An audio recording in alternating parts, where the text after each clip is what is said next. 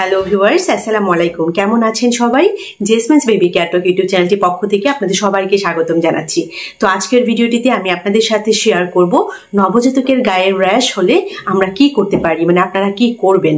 তো নবজাতকের গায়ে র্যাশ হলে আমরা অনেকেই কিন্তু বাবা মায়েরা চিন্তা করি যে কি করা যায়, ডাক্তারের কাছে যাব কি না, কি লাগালে তাড়াতাড়ি ভালো হয়ে যাবে, এটাকে কিভাবে টেক কেয়ার করা যায়। এই বিষয়গুলো নিয়ে কিন্তু আমরা বাবা মায়েরা অনেক বেশি কিন্তু ওরিড থাকি।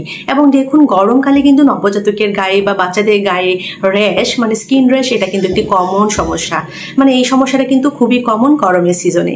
কাজেই গরমকালে বাচ্চাদের স্কিন কেয়ার মানে নবজাতকের গায়ে র্যাশ হলে আপনারা কি করবেন সেই সম্পর্কিতই আজকের এই ভিডিওটি। সেই সম্পর্কে আজকের ভিডিওটিতে অনেক ইনফরমেশন দিব।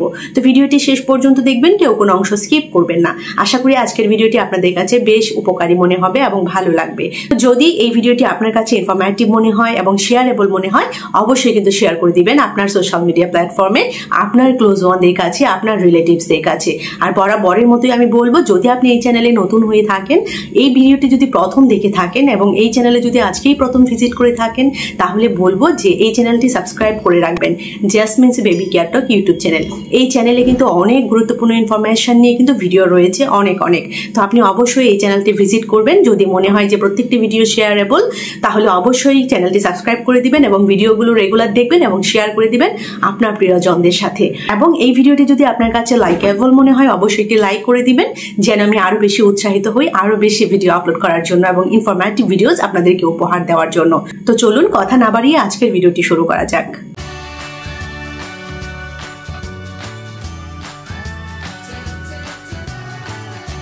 তো দেখুন, প্রথমেই বলবো গরমকালে বাচ্চাদের মানে নবজাতক শিশুদের স্কিন র্যাশ বা লালচে দানা স্কিনের মধ্যে এটা কিন্তু একটি কমন সমস্যা। তো আমরা প্রথমেই জানবো যে নবজাতকের স্কিনে র্যাশ কেন হয়, মানে র্যাশটা কেন হয়। দেখুন, নবজাতকের স্কিনটা কিন্তু খুব সেন্সিটিভ, ভীষণ সংবেদনশীল। এবং আমরা হয়তো সবাই জানি যে গরমে ঘাম জমে স্কিনে ব্যাকটেরিয়া তৈরি করে। মানে এই যে ঘাম জমে আছে বা জমে থাকে, সেই ঘাম থেকেই কিন্তু স্কিনে ব্যাকটেরিয়া জন্ম নেয়। তো বেশি কাপড় পরিয়ে রাখা, মানে নবজাতক শিশুদের বেশি কাপড় পরানো, ডাইপার দীর্ঘক্ষণ পরিয়ে রাখা এবং কন্টিনিউয়াস ডাইপার পরিয়ে রাখা এবং ঘাম না শুকানো, এগুলো কিন্তু কারণ র্যাশ হওয়ার জন্য। তো আমরা জানি অনেকেই হয়তো এই প্র্যাকটিসটা করে থাকে যে নবজাতক শিশুদের শীত হোক বা গরম হোক, যে কোনো সিজনই হোক না কেন, অনেক বেশি কিন্তু কাপড় দিয়ে পেঁচানো থাকে, মানে পেঁচিয়ে রাখা হয়। তো এই পেঁচিয়ে রাখার কারণে কিন্তু স্কিনের মধ্যে র্যাশ হতে পারে। এছাড়া এই যে গরমের সিজনে ঘাম হয়ে থাকে, ধরুন অনেক বেশি কাপড় দিয়ে পেঁচিয়ে রাখা হলো, সেই কাপড় পেঁচানোর জায়গাগুলোতেই দেখা গেল অনেক বেশি ঘাম এবং সেই ঘামগুলো শুকানো হচ্ছে না। সেই ঘামগুলো এভাবেই থাকছে, ধীরে ধীরে শুকাচ্ছে, কাপড়ের সাথে অ্যাবজর্ব হয়ে আবার হয়তো ঘাম কাপড়ের সাথে অ্যাবজর্ব হচ্ছে না, এভাবেই থাকছে। স্কিনটার মধ্যে এইটা থেকেই কিন্তু বা এই সিচুয়েশন থেকেই কিন্তু র্যাশ হয়ে যায় এবং স্কিনে কিন্তু তখন দেখা যায় র্যাশ হচ্ছে। তাছাড়া ডাইপারের জায়গাতে যদি বলি যে দীর্ঘক্ষণ সময় পর্যন্ত ডাইপার পরিয়ে রাখা, ডাইপার বিরতি কোনো টাইম নেই, মানে বাচ্চাদেরকে কোনো সময় ডাইপার ছাড়া রাখা হয় না, এটা যদি হয় তাহলে দেখা যায় ডাইপার এরিয়াতে কিন্তু র্যাশ দেখা দেয়।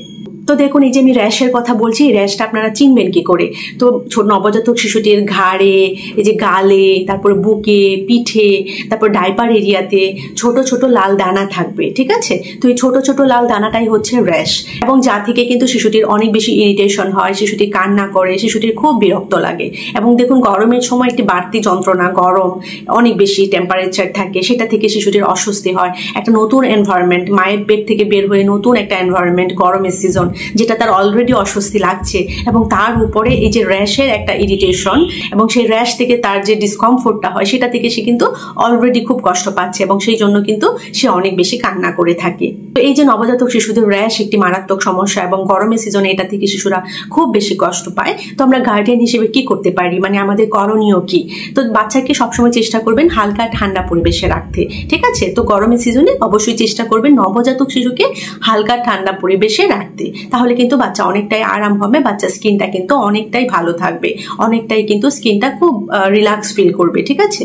আর ফ্যান বা এসির কথা যদি বলি, মনে করুন ফ্যান চলুক, কিন্তু সরাসরি সেটা যেন বাচ্চার গায়ে না লাগে, ঠিক আছে। বাসায় ফ্যান চলবে, ঘরে ফ্যান চলবে, কিন্তু সরাসরি ফ্যানের নিচে বাচ্চাকে রাখবেন না। আর এসির কথা যদি বলি, দেখুন এসিটা সবসময় চেষ্টা করবেন 28 বা 29-এর মধ্যে রাখতে, তাহলে কিন্তু রুম টেম্পারেচারটা খুব সুদিং থাকে এবং বাচ্চার জন্য কিন্তু সেটা খুব অ্যাকসেপ্টেবল হয়। অবশ্যই আমি বলেছি যে ভারী কাপড় বা অনেক বেশি কাপড় দিয়ে পেঁচিয়ে রাখলে বাচ্চার গায়ে র্যাশ হতে পারে, সেই জন্য অনেক বেশি কাপড় দেওয়া যাবে না, পাতলা সুতি কাপড় দিতে হবে, কটনের পাতলা সুতি কাপড় বাচ্চাকে পরিয়ে রাখতে হবে, অনেক বেশি না, ঠিক আছে, ডাবল লেয়ারের বা ডাবল কোনো কাপড় নয়, ঠিক আছে, পাতলা সুতির একটি লেয়ারের আপনি কাপড় দিয়ে রাখবেন বাচ্চাকে যদি পরাতেই হয় বা যখন বাচ্চাকে কাপড় পরাবেন। আর যা করবেন, ঘাম হলে বাচ্চাকে মুছে দিবেন, নরম তোয়ালে ইউজ করবেন, বাচ্চাদের যে আলাদা টাওয়েল পাওয়া যায় সেই টাওয়েল দিয়ে বাচ্চাদের ঘামটা মুছে দিবেন। এছাড়াও কিন্তু কটন বল পাওয়া যায়, সেই কটন বল দিয়েও কিন্তু বাচ্চার ঘামটা মুছে দিতে পারেন। আর সব থেকে যে বিষয়টা ভীষণ ইম্পর্টেন্ট তা হচ্ছে ডাইপার মুক্ত সময় দিবেন, দিনের মধ্যে কমপক্ষে 2 থেকে 3 ঘন্টা বাচ্চাকে ডাইপার ফ্রি রাখুন, ঠিক আছে। এটা কারা কারা করেন বা কারা কারা করেন না অবশ্যই আমাকে কমেন্ট সেকশনে জানাবেন। তো এটা কিন্তু অনেক অনেক গুরুত্বপূর্ণ, এই গরমের সিজনে নবজাতক শিশুকে অবশ্যই চেষ্টা করবেন দিনের মধ্যে কমপক্ষে 2 থেকে 3 ঘন্টা ডাইপার ফ্রি রাখতে। আরেকটি বিষয় হলো গরমের সিজনে বাচ্চাদের স্কিনের মধ্যে নারকেল তেল নিয়ে কিন্তু আমি একটি ভিডিও আপলোড করেছি, সেখানে কিন্তু আমি বলেছি যে বাচ্চাদের যে ডাইপার র্যাশ হয় সেই এরিয়াতে কিন্তু আপনারা এক্সট্রা ভার্জিন নারকেল তেলটা লাগিয়ে রাখতে পারেন। তো সেই ভিডিওটিতে কিন্তু আরো অনেক গুরুত্বপূর্ণ ইনফরমেশন রয়েছে, আপনারা গিয়ে কিন্তু চেক করতে পারেন। তো নারকেল তেলটা আপনারা লাগাতে পারেন, তবে আরেকটা বিষয় অবশ্যই খেয়াল রাখবেন, যদি সেখানে র্যাশ ইনফেক্টেড হয়ে যায় তাহলে কিন্তু অবশ্যই নারকেল তেলটা লাগানো যাবে না। আরেকটা বিষয় হচ্ছে চিকিৎসকের পরামর্শ ছাড়া ডাইপার এরিয়াতে কিন্তু পাউডার ব্যবহার করা যাবে না, এটা কিন্তু কখনোই করবেন না। এই গরমের সিজনে দেখা যায় অনেক মায়েরাই কিন্তু পাউডার লাগিয়ে রাখেন, বিশেষ করে ডাইপার এরিয়াতে অথবা অন্য কোনো প্রাইভেট এরিয়াতে, ঠিক আছে, যেন সেখানে ঘামাচি না হয়, র্যাশ না হয়। এটা কিন্তু একটি ভুল প্র্যাকটিস। আপনারা অবশ্যই ডাক্তারের কনসালটেশন ছাড়া এই যে প্রাইভেট এরিয়া বা ডাইপারের যে এরিয়াগুলো রয়েছে সেখানে কিন্তু পাউডার লাগাবেন না। হয়তো আপনাদের কাছে মনে হতে পারে যে স্পেসিফিক ঘামাচি প্রবলেমটা দূর করার জন্য স্পেসিফিক যে পাউডারগুলো রয়েছে, ঘামাচি নিরাময়ের যে পাউডারগুলো রয়েছে সেগুলো লাগালে বাচ্চার কিন্তু ঘামাচিটা নিরাময় হয় এবং বাচ্চা কিন্তু বেশ আরাম পায়। এটা হয়তো আপনার মনে হতে পারে, তবে সেক্ষেত্রে আমি অবশ্যই বলবো যদি সেরকমটাও হয় নবজাতকের গায়ে এই যে পাউডারগুলো লাগানোর ক্ষেত্রে অবশ্যই কিন্তু একজন ডাক্তারের সাথে পরামর্শ করে দেন লাগাবেন। মানে ডাক্তারের কনসালটেশন ছাড়া ডাইপার এরিয়াতে বা বডির যে কোনো জায়গায় কিন্তু অবশ্যই পাউডার লাগাবেন না, ডাক্তারের কনসালটেশন নিয়ে তবেই আপনারা পাউডার ইউজ করবেন। আর এই যে নবজাতকের গায়ে বা বাচ্চাদের গায়ে পাউডার ইউজ করা যাবে কিনা, কতটুকু নিরাপদ, সে নিয়েও কিন্তু আমি আমার চ্যানেলে অনেক গুরুত্বপূর্ণ একটি ভিডিও আপলোড করেছি এবং আপনারা যদি আমার চ্যানেলে ভিডিওগুলো চেক করেন তাহলে কিন্তু অনেক অনেক গুরুত্বপূর্ণ ইনফরমেশন পেয়ে যাবেন। বিশেষ করে এই যে নবজাতকের গায়ে পাউডার লাগানো, নারকেল তেলটা এই গরমের সিজনে লাগানো, সেগুলো কতটুকু যুক্তিসঙ্গত, ইউজ করা যাবে কিনা এবং ইউজ করলে কি বেনিফিট বা কি বেনিফিট নেই সেগুলো সম্পর্কিতই কিন্তু আমি অনেক অনেক ইনফরমেশন নিয়ে কিন্তু ভিডিও অলরেডি আপলোড করেছি। তো আপনারা কিন্তু সেই ভিডিওগুলো অবশ্যই দেখবেন, তাহলে কিন্তু আপনারা আজকের এই ভিডিওটির সাথে কিন্তু কোরিলেট করতে পারবেন এবং বাচ্চাদের স্কিনের মধ্যে পাউডার লাগাতে পারবেন কিনা, তেল লাগাতে পারবেন কিনা, এই বিষয়গুলো সম্পর্কেও কিন্তু অনেক স্বচ্ছ ধারণা পেয়ে যাবেন। তো এখন কথা হচ্ছে নবজাতকের গায়ে যদি র্যাশ হয় তাহলে কখন আপনাকে ডাক্তারের কাছে যাওয়া উচিত, মানে কখন ডাক্তারের কাছে যাবেন। যদি দেখেন যে নবজাতকের গায়ে র্যাশটা ইনফেকশনের মতো মনে হচ্ছে আপনার কাছে এবং ফুলা ভাব আছে এবং বাচ্চা ঘুমাতেও চাচ্ছে না, খেতেও চাচ্ছে না, সাথে জ্বর আছে এবং বাচ্চা অনেক কান্নাকাটি করে, কোনোভাবেই কান্না থামানো যাচ্ছে না, সেই ক্ষেত্রে অবশ্যই আপনাকে কিন্তু নিকটস্থ ডক্টর বা বেবি ডক্টরের কাছে যাওয়া উচিত এবং যেতে হবে। যে নবজাতক শিশুদের গায়ে র্যাশ, সেই র্যাশটা প্রতিরোধের ক্ষেত্রে আমরা কি কি সতর্কতা অবলম্বন করতে পারি গার্ডিয়ান হিসেবে। দেখুন, প্রতিদিন চেষ্টা করবেন এই গরমের সিজনে বাচ্চাকে কুসুম গরম পানিতে গোসল করাতে এবং অবশ্যই কিন্তু নরম সফট তোয়ালে ব্যবহার করতে।